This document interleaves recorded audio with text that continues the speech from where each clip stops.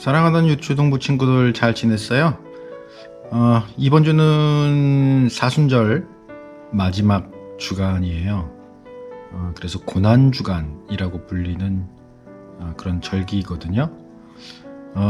예수님께서 십자가를 통해서 우리에게 생명을 주시기 위해서 로마 군인들에게 잡히시고 불의한 당시 유대 지도자들에게, 그리고 잔혹한 정치인이었던 로마 총독 등에 의해서 재판을 받으시고 죽으신 것을 기념하는 그런 주간이 바로 고난주간이에요.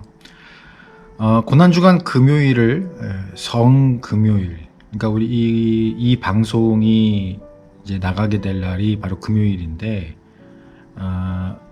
이런 고난주간의 금요일을 성금요일, 영어로는 굿 프라이데이라고 하는데요. 이날 예수님이 십자가에서 죽으시죠. 그 다음날 토요일은 예수님이 부활하시기 전이라 침묵의 토요일이라고도 해요. 그런데 목사님은 사실 이 표현이 그다지 마음에 들진 않아요. 왜냐하면 이 표현 속에는 죽으신 예수님이 부활로 다시 일어나시기 전이라고, 죽음이라는 것에 매여서 예수님이 침묵당하고 있다는 것 같은 그런 뉘앙스가 얼핏 내포되어 있는 것처럼 보이거든요. 그러나 전혀 그렇지 않아요. 예수님은 성자 하나님으로서 모든 것의 근원이시기 때문에 생명의 근원이 되시기도 하잖아요. 그렇기 때문에 죽음이라는 것이 결코 예수님을 메어둘 수가 없어요. 육신이 죽으신 것은 맞지만 예수님 본연의 모습으로 잠시 그 자리로 돌아가신 것일 뿐이거든요. 그래서 영미권에서도 이 날을 Holy Saturday, 거룩한 토요일, 이렇게 부르고 있어요. 침묵의 토요일보다는 더 잘 어울리죠. 자, 오늘은 고난주간이고 해서 예수님께서 고난당하신 내용을 담고 있는 본문의 말씀을 묵상해 보려고 합니다. 오늘 함께 나눌 말씀은 시편 22편 7절에서 8절, 여기에서 예언에 대한 구약의 말씀을 볼 거고요. 그리고 마태복음 27장 39절에서 42절, 그리고 누가복음 23장 35절에서 성취에 관한 신약의 말씀 나눠보도록 할게요. 먼저 구약의 시편 말씀부터 읽어볼까요? 시편 22편 7절 8절 말씀 읽겠습니다. 나를 보는 자는 다 나를 비웃으며 입술을 비축거리고 머리를 흔들며 말하되 그가 여호와께 의탁하니 구원하실 걸, 그를 기뻐하시니 건지실 걸 하나이다. 이번에는 신약에서 마태복음 27장 39절부터 42절 말씀 읽을게요. 지나가는 자들은 자기 머리를 흔들며 예수를 모욕하여 이르되 성전을 헐고 사흘에 짓는 자여, 네가 만일 하나님의 아들이거든 자기를 구원하고 십자가에서 내려오라 하며, 그와 같이 대제사장들도 서기관들과 장로들과 함께 희롱하여 이르되 그가 남은 구원하였으되 자기는 구원할 수 없도다. 그가 이스라엘의 왕이로다. 지금 십자가에서 내려올지어다. 그리하면 우리가 믿겠노라. 누가복음 23장 35절, 백성은 서서 구경하는데 관리들은 비웃어 이르되 저가 남을 구원하였으니 만일 하나님이 택하신 자 그리스도이면 자신도 구원할지어다 하고. 아멘. 네, 이렇게 말씀을 같이 읽어봤습니다. 시편 22편에서 다윗은 내 하나님이여 어찌 나를 버리셨으며 어찌 멀리 계시며 어찌 돕지 않으시고 어찌 내 신음소리를 듣지 아니하십니까? 라고 이 시를 시작하고 있습니다. 다윗은 굉장히 어려운 상황이었던 것 같아요. 성경에 나온 다윗의 일생을 보면 굉장히 어려웠던 시기가 크게 두 번 정도 있었어요. 처음은 다윗이 이스라엘의 왕이 되기 전이었는데요. 당시 왕이었던 사울은 다윗을 질투했어요. 그래서 미워하다 다윗을 죽이려고 쫓아다녔죠. 다윗을 질투했던 이유는 다윗이 전쟁에 나갈 때마다 승리해 왔고, 그래서 백성들이 그를 칭찬하고 그가 승리하는 것에 대해서 굉장히 기뻐했던 탓도 있지만, 다른 무엇보다 하나님의 사랑을 받고 있다라고 하는 그런 증거와 장면들이 많이 나타났었기 때문에 사울 왕이 그것을 굉장히 질투했고, 그래서 미워하다 하다 다윗을 죽이려고 쫓아다니게 된 거예요. 위험한 순간들이 많았어요. 그래서 다윗은 이전에 자신이 전쟁에서 쳐부쉈던 적국으로 몸을 피했던 적도 있고, 미친 척을 한 적도 있었어요. 오늘 읽은 말씀에는 나를 보는 자들이 다 자신을 비웃는다고 말해요. 입술을 삐죽거리고 머리를 흔들었다라고 말해요. 모욕하는 거죠. 그들은 네가 하나님께 모든 것을 맡겼는데 그 하나님이 널 구원하시겠지? 네가 늘 하나님을 기뻐하고 예배하니 그 하나님이 너를 이 어려움에서 내버려 두시겠어? 당연히 건지시겠지 라고 하며 어려움을 겪고 있던 다윗을 비웃고 비아냥거리고 게다가 구원의 하나님조차 조롱하고 있는 것을 볼 수 있어요. 그 하나님이 진짜 계시다면, 그 하나님이 너를 정말 사랑하신다면 너를 구원하겠지만 이거 봐라, 구원함이 없지? 널 돕는 도움의 손길이 없지? 넌 여전히 어려움에서 빠져나오지 못하고 헤매고 있잖아. 그 하나님이 어디 있냐? 너를 사랑하시는 자가 도대체 어디 있냐? 라고 말하고 있다는 것이에요. 다윗은 위태한 순간순간을 경험해야 됐고, 조롱을 받았고, 그가 가진 하나님께 대한 믿음으로 말미암아 주변으로부터 비난받고, 먹는 것 자는 것조차 자유롭지 못한 시간들을 오랫동안 보내야만 했었죠. 얼마나 힘들었겠어요. 우리 친구들이 무언가 잘못을 해서 엄마 아빠가 화가 나시면 혼날까봐 조마조마했던 적 있잖아요. 그런 때도 사실 마음이 힘든데, 누군가 자기를 죽이겠다고 큰 군대를 이끌고 가는 곳마다 쫓아오고 따라온다면 하루하루의 삶이 참 보통 어려운 게 아니었을 거예요. 그럴 때 다윗은 어떻게 했나요? 비록 하나님께 저를 왜 버리셨냐고, 왜 돕지 않으시냐고, 내 신음소리를 왜 듣지 않으시냐라고 호소하고는 있지만, 이런 말들 자체가 다 뭐예요? 하나님께 드리는 기도였던 거예요. 게다가 구약시대에는요, 아무 때나 자기가 하고 싶을 때 기도할 수 있는 게 아니었어요. 지금 여러분은 기도하고 싶으면 두 손 모으고 무릎 꿇고 눈 감고 어디서든 기도할 수 있잖아요. 그러나 구약시대는 안 그랬다고요. 그럼 어떤 때에만? 하나님 앞에 제사를 드릴 때에만, 제물을 바치고 제사를 드릴 때에만 기도할 수 있었어요. 제물을 바치고 제물을 태움으로써 자기의 죄도 함께 태워버린 후에서야 비로소 기도 한 번을 할 수 있었던 거죠. 다윗이 위험을 피해서 도망다니고 있었다고 했죠. 그런데 그때에도 다윗은 어떻게 보면 굉장히 절차가 복잡하고 어려웠지만 하나님께 제사 드리는 일을 게을리하지 않았던 거예요. 2절도 보니까 내가 낮에도 하나님께 부르짖고 밤에도 잠잠하지 아니하였다고 말하고 있어요. 다윗은 이처럼 늘 하나님을 예배하는 사람이었다는 걸 알 수 있는 거죠.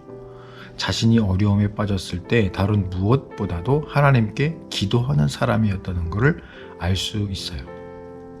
그리고 다윗은 하나님을 뭐라고 부르지요? 내 하나님, 내 하나님. 구약시대 당시 이스라엘 사람들 가운데 하나님을 내 하나님이라고 부르는 이들이 흔치 않았어요.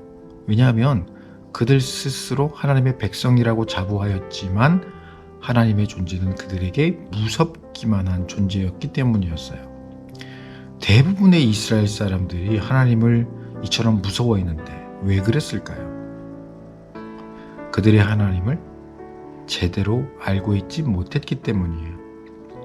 하나님의 사랑, 그분이 당신의 백성들을 얼마나 사랑하시는지를 잘 몰랐다는 거예요. 그러나 다윗은 달랐어요. 다윗은 성경에 나오는 그 누구보다도 하나님의 말씀을 잘 알고 열심히 공부했던 사람이에요. 그래서 알고 있었던 사실이 있었어요. 뭐예요? 하나님은 사랑이시라는 것. 그리고 그는 하나님과 늘 교제하는 사람이었어요. 당연하죠. 하나님이 사랑이라는 것을 알았기 때문에 더더욱 하나님을 가까이 했고 늘 교제하는 것을 기뻐했던 사람이에요. 방금도 얘기했었잖아요. 다윗은 정말 하나님을 예배하는 것을 기뻐했고요. 그분과 기도를 통해 대화하는 것을 즐겨했어요. 우리 친구들은 하루에 얼마나 기도해요? 갑작스러운 질문. 그러다 보니 하나님의 존재를 다윗은 친근하게 느낀 거예요. 기도를 많이 하면 할수록, 자주 하면 할수록 하나님과 친근한 관계가 될 수 있는 거거든요. 그러니까 마음이 아픈 때조차도 너무 지쳐있던 상황에서도 이 말이 쉽게 나오는 거예요. 다윗에게서. 네, 하나님. 자, 그런데 다윗의 이 시편은 바로 예수님, 그리스도로 이 땅에 오신 예수님에 대한 예언이기도 했어요. 이 시편을 통해서 하나님은 예수님께서 이 땅에서 당신의 백성들로부터 멸시당하시고 조롱당하실 것을 미리 아시고 이야기하시는 것이에요. 다윗 당시 하나님의 사랑을 알지 못해서 무서워만 했던 백성들처럼 이들 역시 하나님의 사랑으로부터 시작된 놀라운 계획을 전혀 눈치채지 못한 채 인간의 몸을 입고 자기들 앞에 나타나신 하나님을 하나님으로 대하기는커녕 매우 악하게 대했던 거죠. 예수님께서 십자가에 달리셨을 때 마태복음 27장 39절을 보면 십자가 밑을 지나가던 사람들이 자기 머리를 흔들며 예수님을 모욕하였다라고 말씀하고 있어요. 아까 읽었던 시편 22편 7절 말씀 기억나요? 입을 삐죽거리며 머리를 흔들며 라는 식구가 있었잖아요. 그 말씀의 성취예요. 머리를 흔들다 라는 건 다른 사람을 경멸하거나 무시하며 보내는 조롱의 몸짓을 의미해요. 이런 짓은 같은 사람에게조차 함부로 해서는 안 되는 무례한 짓인데 바로 자기를 구원하시겠다고 오신 하나님이신 예수님께 하늘의 천사들조차도 머리를 조아리며 경배하는 높고 광대하신 분을 모독하는 참담한 짓을 하고 있었던 거죠. 그러면서 뭐라고 그럽니까? 성전을 헐고 사흘에 짓는 자요. 네가 만일 하나님의 아들이거든 자기를 구원하고 십자가에서 내려오라. 그가 남은 구원하였으되 자기는 구원할 수 없도다. 네가 지금 십자가에서 내려오면 우리가 믿겠다. 성전을 헐고 사흘에 짓는 자여 라는 말은 실제 요한복음 2장 19절에서 예수님께서 바로 이들에게 하신 말씀이에요. 이 말씀은 성전 건물을 허물면 3일 만에 다시 건축하겠다는 말씀이 아니에요. 바로 예수님 자신을 빗대어 말씀하신 거죠. 성전 대신 예수님을 무너뜨리는 것. 그게 뭐겠어요? 목숨을 빼앗으면 사흘에 다시 짓는다? 사흘 만에 죽음에서 부활하실 것이다. 이런 뜻이죠. 하나님의 아들이거든 자기를 구원하고 십자가에서 내려와라. 예수님은 자기를 구원하시고자 이 땅에 오신 게 아니잖아요. 인류를 구원하시고자 당신을 주시고자 오신 거잖아요. 그러니까 예수님이 십자가에서 내려오시면 안 되는 거예요. 그러면 오히려 예수님이 실패하시는 거거든요. 십자가를 지시고 그리고 생명을 주셔야 구원 계획을 완성하실 수 있었던 거예요. 그것을 그들은 알 수 없었던 거죠. 대제사장들을 비롯한 종교 지도자들은 또 뭐라고 했죠? 그가 남은 구원하였으되. 그가 남은 구원하였으되. 이들은 이 말을 예수님을 조롱하기 위해서 하였지만 이 말은 있는 그대로 사실이 되어버렸어요. 불의한 자들의 입술을 통해서도 하나님은 진리를 선포하시고 또 놀라운 일을 이루시는 거죠. 로마 총독 빌라도는 예수님이 달리신 십자가 맨 꼭대기에 달린 죄수의 제목을 적는 명판에 유대인의 왕이라고 적었어요. 빌라도는 유대 지도자들에게 너희 왕을 너희가 직접 죽인다라는 의미로 조롱하기 위해서 그렇게 적은 것이었어요. 그러나 하나님은 그런 의도로 쓴 글조차 그리스도의 영광과 진리 선포를 위해서 사용하신 거예요. 마지막으로 그들은 예수님에게 십자가에서 스스로 내려온다면 네가 구원자라고 믿겠다라고 말해요. 과연 그럴까요? 예수님께서 못 박혀 있던 십자가에서 멀쩡하게 내려오신다면 유대 종교 지도자들이 과연 예수님이 메시아 되심을 인정하고 믿을까요? 여러분은 어떻게 생각하세요? 목사님은 이렇게 생각해요. 예수님께서 십자가에서 내려오실 리도 없지만 멀쩡하게 내려오신다 한들 욕심과 증오로 가득 찬 그들이 예수님을 구원주로 왕으로 인정할 리가 없어요. 애초에 그들은 자신들이 가진 기득권을 지키기 위해서 예수님이 하나님으로부터 오시니라고 하는 사실을 알고 있었음에도 반역자로 몰아서 죽인 거거든요. 그들이 하나님을 위해서 율법을 지키고 무지한 백성들을 가르친다고 하지만 다 자기를 위해 한 것이고 그것을 통해 유익을 얻기 위해 한 것이지 그런 대가가 없다면 하나님의 영광을 위하기는커녕 일절 손도 댈 생각조차 없는 그런 부류였던 거예요. 백성들이 과연 그런 이들로부터 무엇을 배울 것이 있겠어요? 탐욕스러움? 불순종? 이런 거나 배우지 않겠어요?